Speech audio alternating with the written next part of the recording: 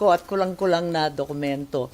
Dahil dito, tuloy-tuloy yung ratifikasyon, nakita ko lang yung kopya, tapos na daw, signing na nung hapon.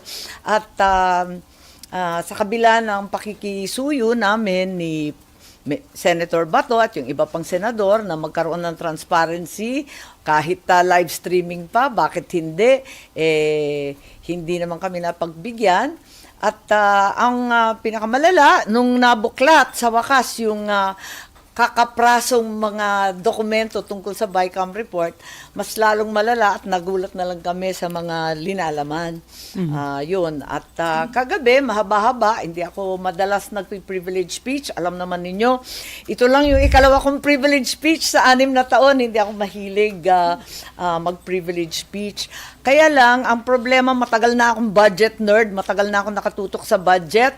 Ipagtatapat ko yung edad ko nung 1980.